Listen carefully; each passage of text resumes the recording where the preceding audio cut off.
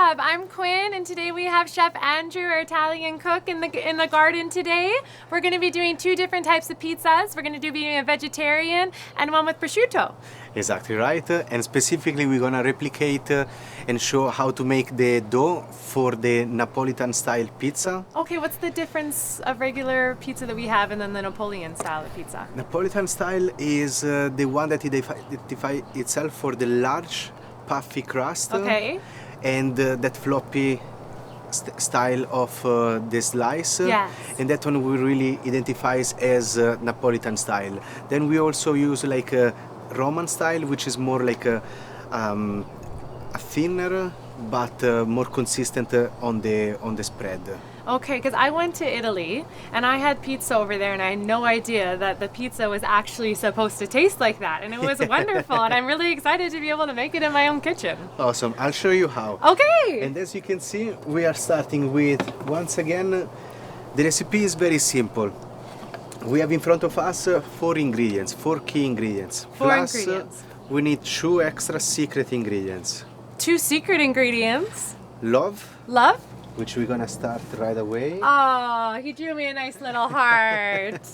and time. So, especially for pizza, we will need to give the time to the dough to rest, to build the gluten mesh, which Okay. is gonna help to get that fermentation, and at the end we're gonna keep it while we spread the pizza, Yeah. and reaching that puffy crust.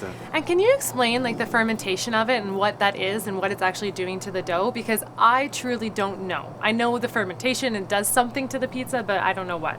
Absolutely. So basically, for the fermentation gives the opportunity to the dough and the flour and the yeast to actually proof, Okay. and basically for forming these gases that are you will notice, like when we open like by the crust, there Yes. is like those nets, The air bubbles. air bubbles, Yes. which helps like obviously with the digestion Okay. part of it. The other side as well, which helps with the digestion, is the amount of water. Okay. So the hydration that we're gonna give to the dough, which in our case we're gonna have an hydration of 70%. Okay. Meaning that for 1 kilogram of flour, that in this case we are using 00 flour. Okay. So as you can touch, it's soft. very thin. Yes.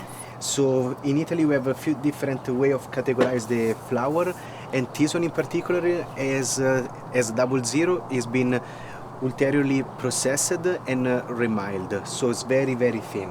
Very, very thin because it's been processed so much. Exactly, it's been Okay. milled like multiple times. Oh, okay.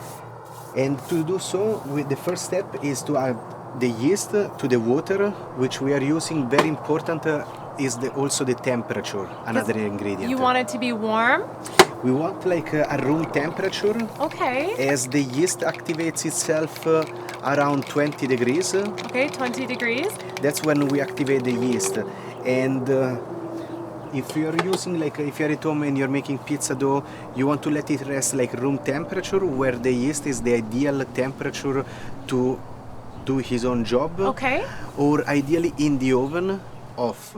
Off. I've heard that a lot, especially with baking, like doing breads and different like cinnamon rolls. I do a lot at home, and I just put it in my oven and I close it and I leave it. And I always know it's kind of a controlled setting for letting it rise. Exactly. In the dough, it's a steady temperature of between 20 to 22 degrees. Okay. If you let the light on, if you leave the light on, Okay. you also reach around 25 to 26. So it's a little boost to the dough. Okay, so leave the light on in the oven. If you wanna speed up the process.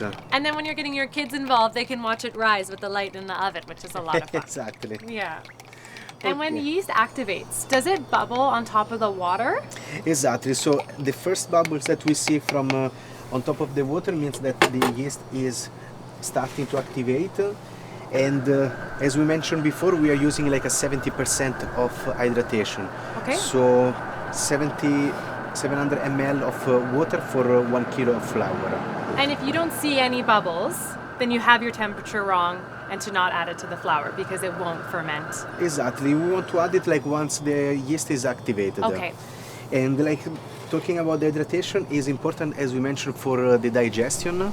Okay. So the higher the hydration it is, the easier it will be to digest Yes, the pizza. okay. Because obviously there is more content of water inside. However, it's gonna be harder to work with.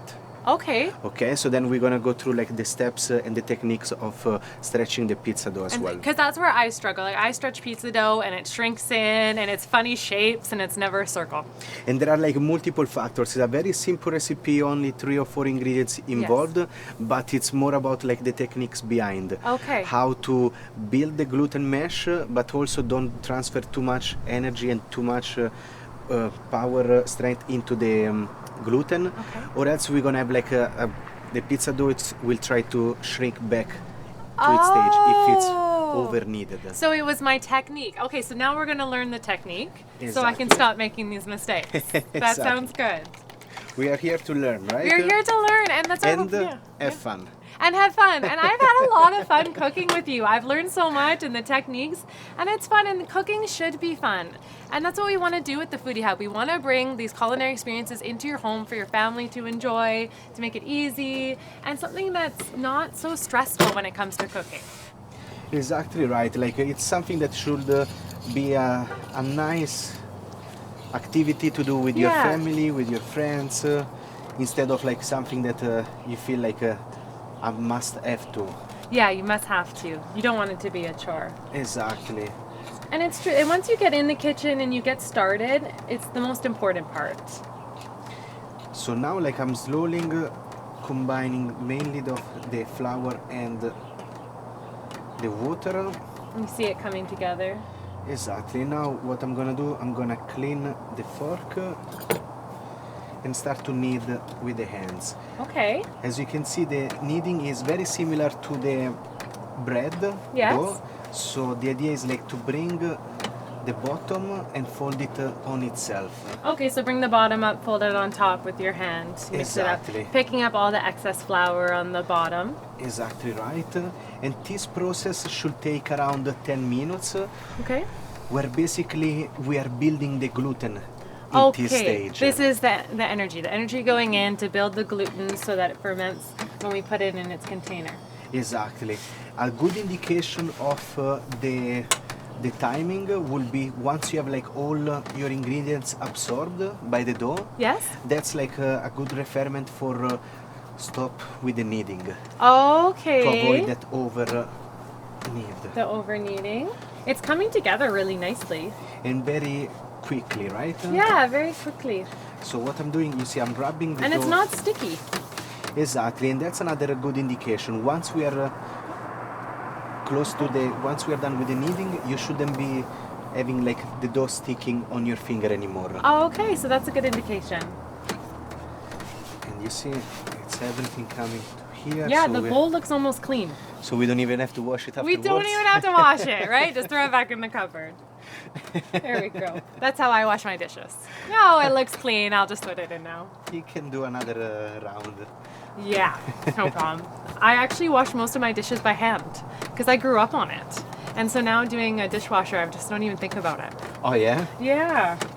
People think I'm crazy though. I'm a dishwasher team. You're a dishwasher team. Yeah, well, running your own restaurant, you're a dishwasher team. How long did you run your restaurant for? I had my restaurant in Australia for about a year and nearly 2 years actually. Nearly 2 years? Exactly. And then like we had to shut down just at the beginning of COVID, Oh, which was at the end like it took me some time to realize, but at the end it worked out for the best. yes. As it gave me the opportunity to start over in a different country, so coming to Canada, Yeah. making my experience around, and then finally meet you and John and the rest of the crew. And that's when everything just was amazing. That's when you knew. I found my place. You met me, you met John, and you thought, these are my people. I'm staying forever. Exactly. And here we are Yeah. having fun making Yeah. pizza in the garden. And the garden, I think, is one of the best places to cook. Like, come summertime, getting outside, having your barbecue, everyone around you. It's such a fun time. Very much, especially with this beautiful weather here in the Okanagan. We are Yes. blessed to be able to just enjoy the backyards and these summer days. I know, the Okanagan does. It has some of the best weather in Canada, they say. Yeah, and also the seasons too, and it's for cooking too, right? Being in the Okanagan allows you to cook through the seasons. You get the summer ingredients, the earthy fall, get into the winter, the heavy, and then nice spring comes back around. Exactly right. And in the meantime, Queen, as you might have noticed, I add also the salt. Yes. And now we are ready to add the olive oil. And this stuff is liquid gold here. This is what I've learned. Exactly. Particularly this one is obviously one of my favorite brand. Lucky enough, like Anthony Bucci is a very good friend of mine and delivered this one directly to me from the last harvest, so 2023. Oh, that's incredible. Look at the color. Oh, it's gorgeous. And what we are doing now is we are adding the olive oil, which the idea should be roughly at 3% of the dough. So if we want to get like very specific, that should be the ratio. Okay. And we will have all of the recipes down below for you to look at. You don't have to pause and try to follow along. We'll keep it there for you. And also what the olive oil does, other than adding flavors to the dough, it also helps like the organoleptic characteristic of the dough, so giving more plasticity. More plasticity to it. So the dough will be more elastic when we're gonna stretch it in the final stage. So that's where I'll stop having my small funny looking pizzas. As well, this one will help for that one, because it will be making it harder for the dough to rip apart. Oh, okay, that makes a lot more sense. See, I just needed you in my kitchen this whole time and I would have had delicious pizzas. Exactly. Just need to keep you there. All right, so you've been kneading now for probably about 8 minutes? For about, like around that one. And as you can see, also the olive oil, it's starting to be absorbed. Okay. The idea now is not to reach like a nice and smooth dough yet. Okay. Because this is only the first stage. Oh, this is just the first stage here. Okay. Exactly. So what we want to do after is to let the dough rest for the first raise, and where it will double its volume. Okay.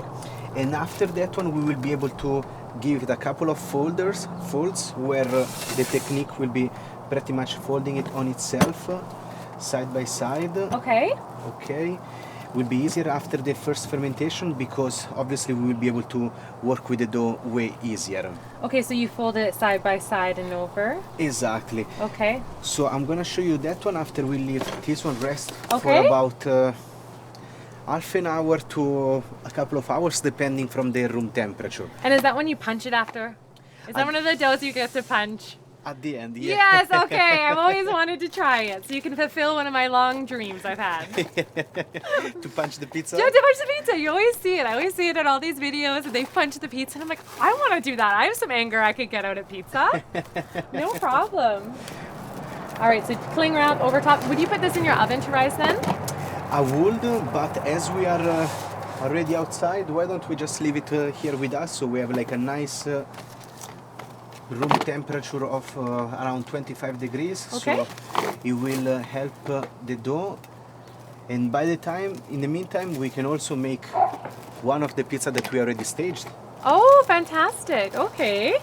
And which pizza are we going to do first?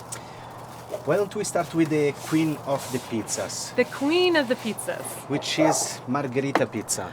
Margherita pizza is one of my favorite pizzas. Okay, so we've done panna cotta, which is my favorite dessert. We've had stuffed ravioli, which is also one of my favorite pastas. And now we're doing my favorite pizza. So I think you are a long-lost friend in another life. All right, margherita pizza. Margherita pizza. So, I'm going to save so much money not ordering all my pizza into my house. I do. I'm a big orderer of pizza. I have kids, I'm at home, and we do like pizza nights. And now we can do it cooking it together. and where do you order your pizza from? My pizza? If you say Domino, I'll leave right now. It's actually my favorite pizza. Their chocolate lava cakes are so good. Okay. Okay, so Domino's. I'm packing up. Yeah, packing up. Kelowna, K-Town Pizza is amazing. I've heard wonderful things about Jackknife Pizza in the Okanagan if you haven't tried it. Another good pizza would be, you know what, Pizza is always a safe bet for me. They have good wings, so I can get wings with it. What is this one you said? It's Pizza. Ah, okay. So, but I lived in Ontario, and it was probably the biggest chain out there, so it was just convenient. But I think K-Town pizza would be my favorite for the Okanagan. Yeah. Okay, I will Where's have to your try favorite that one. pizza? I would say Pane Vino here around Oh, where is it? in Lake Country. Okay, Lake Country. There's a lot of good culinary experiences out in Lake Country. Mm-hmm. Yeah. Those are very much the same style of this one, so Neapolitan style. Napoleon type pizza. Antico Pizza downtown also does Antico a as well. really good Napoleon pizza. Yeah. And how they do is, as you can see, like I've dumped the pizza dough Okay. directly in there, Yeah. and I'm gonna do another coating on the other side. But this isn't 00 flour. This one is semolina. Good Semolina catch. flour. So this one, as you can see, is gonna help the dough to obviously transfer some flavors when Yeah. we're gonna cook it, but as well we will be able to work with the dough. Okay. But I would like you to try and see how soft, It is so soft. right? Wow. And now, like the technique for opening the pizza will be to, we are using our fingers in this way, This way. okay? Okay. Because as you can Wait, see, no, I'm not doing it right. I'm making like a nice round shape. Okay. Okay, perfect.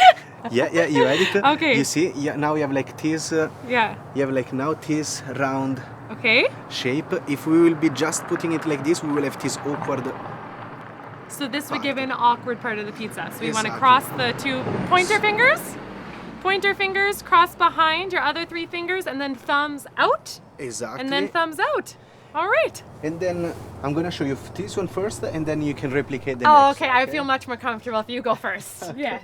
What I'm doing, I'm gonna leave the crust Okay. here. So I'm gonna press, and then I'm working with the tip of my fingers. The tips. Okay. And you see, it's just opening up by itself.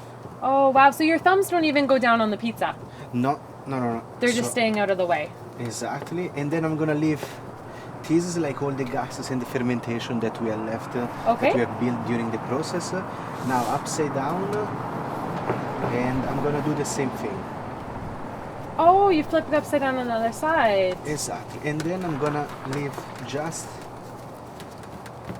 the crust, which we Okay. call in Italian cornicione. Okay, I'm gonna try that. Cornicione. Cornicione? Cornicione. Cornicione. I very struggled. I can't roll any of my R's in Italian. I've tried, and I don't want to spit on Andrew, so I won't. But one more time. Cornicione. Cornicione. And then- I failed Spanish in 10, all right? And now, like, I'm gonna help myself to give it like one more last stretch. Okay. Just with my knuckles. Just with your knuckles. It's like you're giving the pizza a massage. Exactly. Yeah. That's a nice way to look at it, actually. Yeah. And the gravity is doing like part of the job as well. Yes, we like using gravity to do the work. Exactly. And it's less likely to tear that way too, right? Correct. And you will have a feeling of where you can stretch it. Okay, so you can feel underneath where it's about to rip. Exactly. So then we're gonna bring it down. And It's now looking like a pizza. we have a relatively round shaped pizza. That is the roundest that I would ever get to, yes. Okay, so we're gonna make a margherita pizza. All right, what went into the sauce to make the margarita sauce? So this one is San Marzano tomatoes, Ooh, which I usually buy from my favorite store here in town, Mediterranean Market. They okay. carry La Molisana, my favorite tomato sauce, tomato brand. We'll put it down in the comments too, so if you want to replicate it, you can go to the Mediterranean market and you can pick it up. And as you can see, like they are still chunky. Yeah. We only break them through with the hands, so we maintain the pulp and the fibers of the tomatoes, Okay. which they are not going to evaporate during the cooking process. Could I try? The tomatoes? No, I want to put Okay. it on. So I just grab it. Exactly. I slopped it more. And then just move around. And then exactly. And you wanna keep it like just away from the crust. I show you. You show me. And the idea is like to start from the center, so you will be more equal to all the dough. Okay. Perfect. Perfecto. Perfetto. So now we're gonna rip a couple of basil leaves. This is something I've learned. We slap our basil, it wakes it up. It is not a myth. I thought everyone was just joking with me and trying to get me to slap basil, but it awakens the basil, brings out its flavor, makes it more aromatic. Exactly. And then we rip it You directly. can smell it.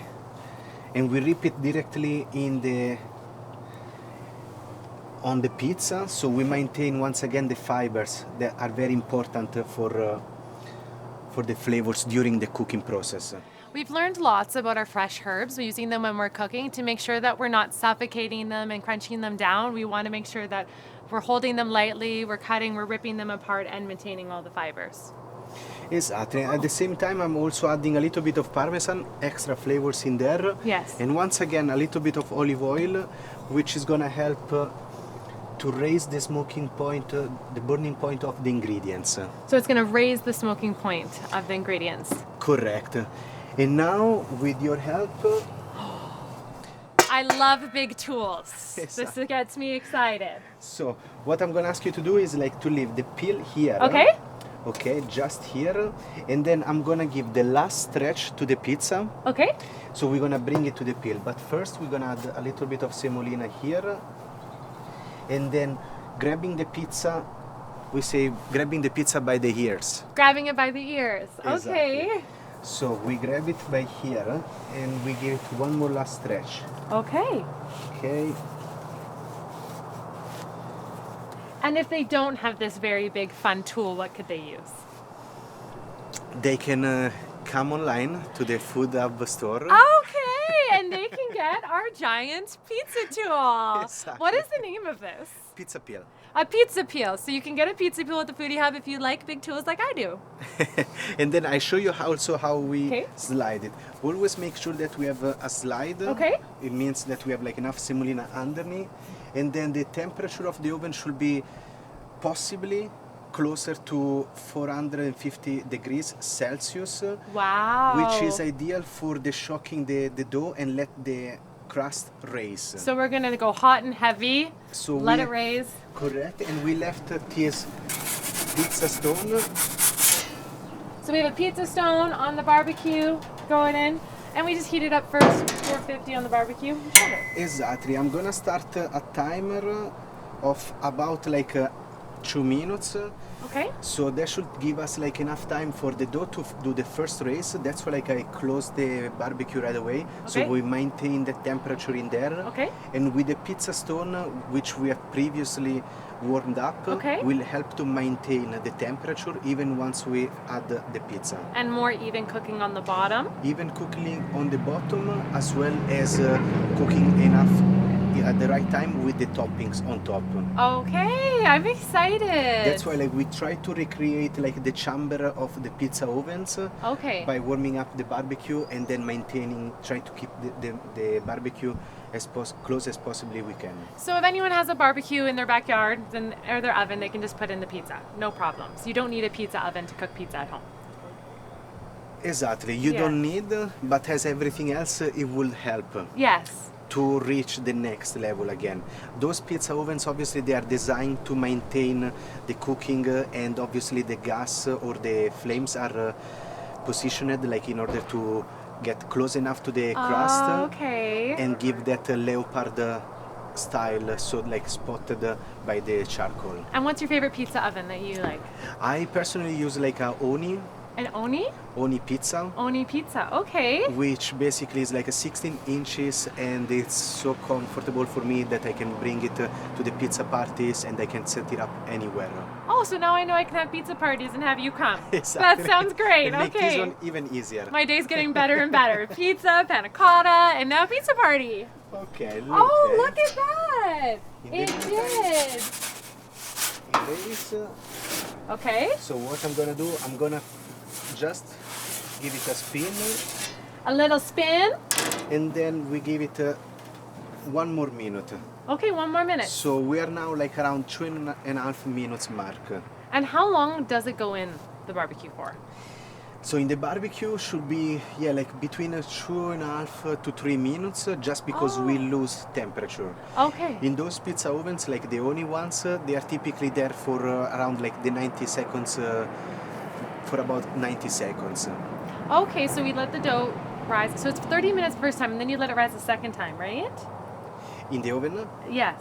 So in the oven, we just flip it for like a more equal cooking surface, because obviously the flames are coming from the sides. Oh, okay, that makes sense. And as well as it will be in the oven, in the pizza oven. Okay. We just spin it after the first minute and a half, halfway through the cooking, let's say. And so I'm like a minute out of eating pizza.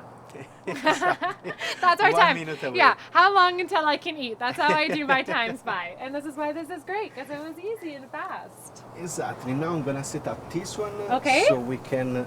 How do I help, Chef? So now you can do a countdown for me. Okay. 10, 9, 8, 7, 6, 5, 4, 3, 2, 1. Ta-da! That's incredible. And the olive oil at the top is beautiful. Beautiful. There Wow. I know the camera's going to get a close-up on this, but it is beautiful out here. we go. Awesome. So as you can see, on the bottom is cooked equally. And also the mozzarella, we left it a little bit thicker so it doesn't completely evaporate and cook through the cooking process. Okay. But you can also see from the crust that the gases have been maintained in. Yeah. Wow, this is incredible. It's so light, it's fluffy, and probably the healthiest pizza I'll ever eat, right? Exactly. Yeah, okay, I like that. So we're gonna add a little bit of more parmesan on top. So you just break it up. Break the petals. It's time to quality check now. It's time to quality check. All right, you cut the pizza because I won't do it any justice.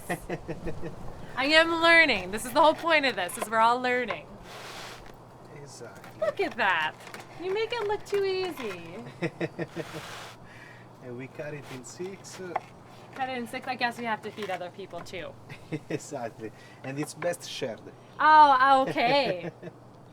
Okay, so as you can see here, that's our fermentation. Okay. And please let us know what Please? you feel. When I don't want to lose the cheese.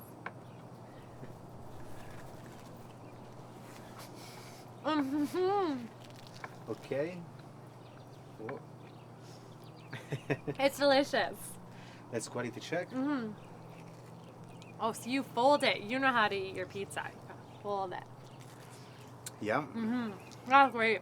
Tastes like Naples. Thank you so much, Chef Andrew, for teaching me how to make pizza today in the garden. And thank you for teaching everyone at the Foodie Hub. Please look through our different recipes. He taught us some incredible things I would really like you to see. And keep following along for a lot of fun recipes. Thank you for having me. Buon appetito. Buon appetito!